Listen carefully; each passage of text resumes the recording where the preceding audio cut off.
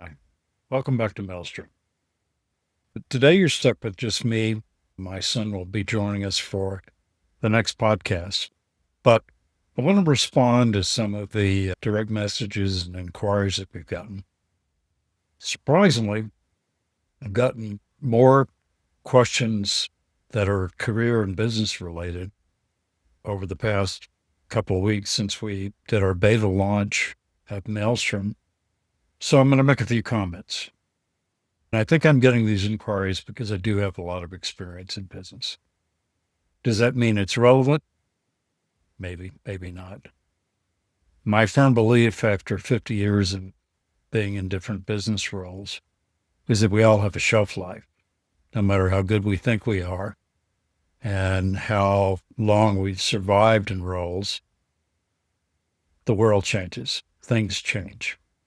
So some of what I observe is relevant, some of it's not. But I'm going to hit a few questions that I seem to have gotten consistently. I'll try to address them and be honest and direct as I always am. So look at this as comments from a geezer CEO. Here's one of the questions. How would you manage a business today? In today's environment, it comes down to how much time do you have and can you pivot? If you're dealing, as most businesses are, on a business plan that is typically 90 days out and not 6 years out, at least from the tactical side, the companies that have very deep pockets have brought in a lot of inventory and they've been able to mitigate so far the impact of duties. That's not going to last very long. The supply chain partners that they have are equally confused, whether they're in Mexico or Thailand or Canada or China. Now, I'm not sure, unless you're producing those goods in North America, how things would work. The answer to the question is, how would I manage? Number one, it would depend on how much time, how much capital do I have? If I had the capital, I would be looking at plans B, C, D, and on as far as maintaining the business, either with domestic production or alternative supply chains. The next common question I get is, how will AI impact hiring now and in the future? Short term, it's taking jobs away for those areas that are somewhat entry level. Let's take coding. Initially, almost 3 years ago, when chat first came out, people focused on the things that chat did incorrectly or the things that were answered incorrectly. Large language models, which is what chat and Claude and others are, learn from their mistakes, they learn from their queries, they learn from responses to their answers. So they get better. So the immediate impact has been on research jobs, coding jobs, those things that before would have required something, to be frank, where you would either have a certain skill or you could look it up. Now, AI can integrate those things. Is it run every job? No. The reason being is if you worked with AI, part of it, you know it's not perfect. The answers are getting more correct, but the roadblocks are getting more complex as well. Claude just introduced a new version of code writing where they can write multi-layer code. They can integrate code that connects one AI to another. Is it there yet? No, absolutely. But it is having some immediate impact on the job market, particularly for recent graduates. Where will the big impact come? The big impact will happen when we have the next significant economic downturn. Unfortunately, the reality of business, depending on what your timeline is and how much liquidity you've got and where you are in your marketplace, is that most companies are going to continue to hold on to their talented workers and the people that they brought on. There'll be layoffs that improve short-term profitability and some long-term repositioning. But I don't think it's had as much impact in downsizing companies as much as the new applicants coming into companies. Where it's going to change is the next downturn. The next recession that we have, whenever that might happen, I'm assuming it will happen at some point, companies will quickly look to AI as a reason to reduce their overhead. They'll find ways to integrate AI more rapidly into systems that will impact more legacy jobs. So it's a mixed bag. I think for recent graduates, the impact is already there, at least in some categories like computer science. The next question I've gotten is, should my son or daughter go to college?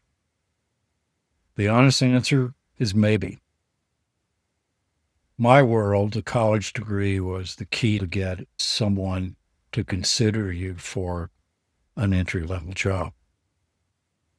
Now it depends on what that job is and how much you have to invest in getting that degree. If you're smart, you probably have already figured out the value adds from certain kinds of degrees. AI is learning and integrating quickly, and it's going to replace multi-levels of jobs, but that doesn't mean the job is going to go away. If I had to give advice to a young person today, I would say to them, where do you want to be in 5 years and 10 years? And what is your investment going to be to get that certification degree or a graduate degree? The reality is not everyone should go to college. We're creating a world where trades, what we used to call blue collar work, is becoming more relevant. I don't think automation and AI is going to replace every truck driver in the world. I hope not. I don't want to see a semi going down the road, at least in the near future, that doesn't have a driver behind it.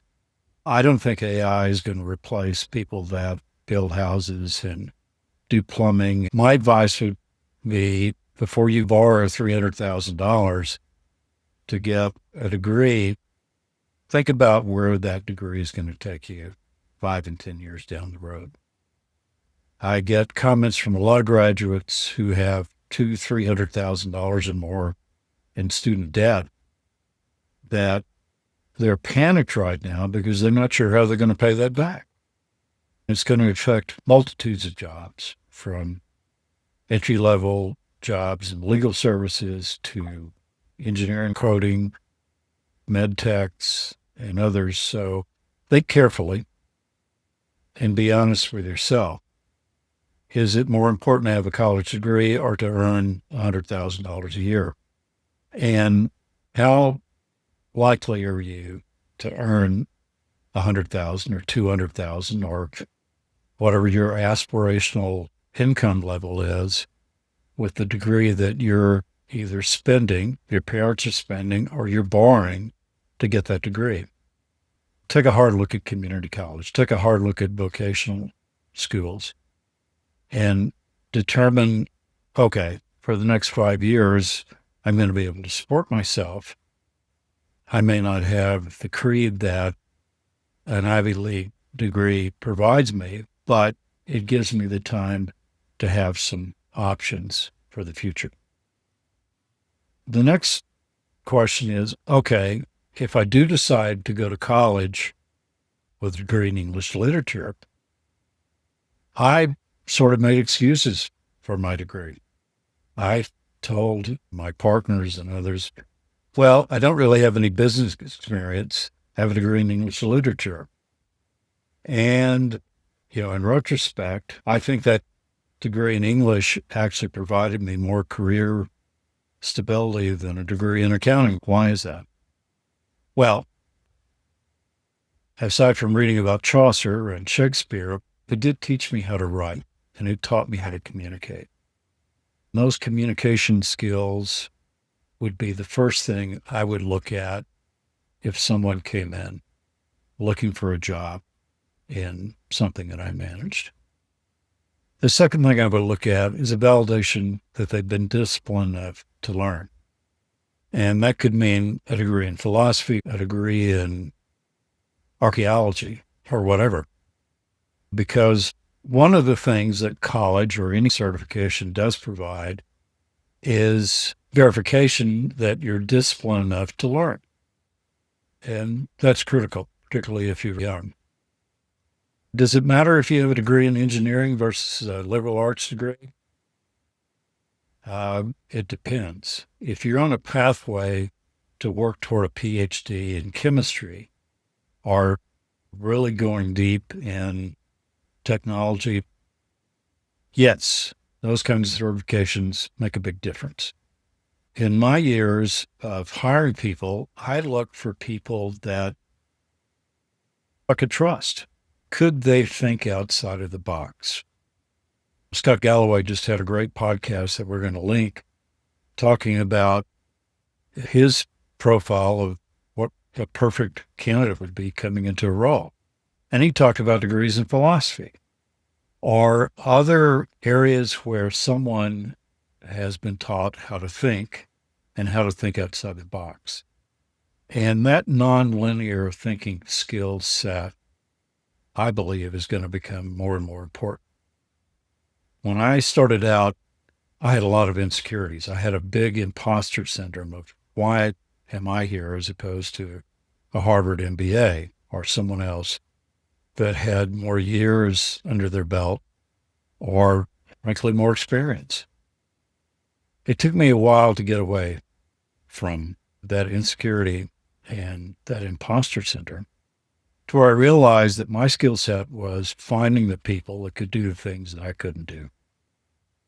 Finding the talent that would shore up things that I wasn't either trained for or had the skill set, or in many cases, I really didn't want to dig into accounting or finance. I'd like to end this podcast with some advice for whatever it's worth. My mother-in-law taught me a long time ago the two simple words: things change. They've changed, they'll change again. So go with your gut. Don't let other people tell you what your pathway should be, because unless you're in a family business and you're going to inherit a position, they likely don't know either. So look at what you're good at. Look at your skill sets. Maybe it's mathematics. Maybe it's communication. Maybe it's the ability to write an essay. Those skill sets and how you build upon them are going to create success for you. Don't let yourself be labeled. If you're concerned about being an electrician, plumber, or a carpenter, my advice, get over it. Because those skills and abilities may be more valid and stable than anything else right now. That's it from me today in this podcast. We're going to be posting more information later on the impact of absentee fathers, lack of role models. And I appreciate you spending the time with us. Look forward to the next episode. Thank you very much. See you soon.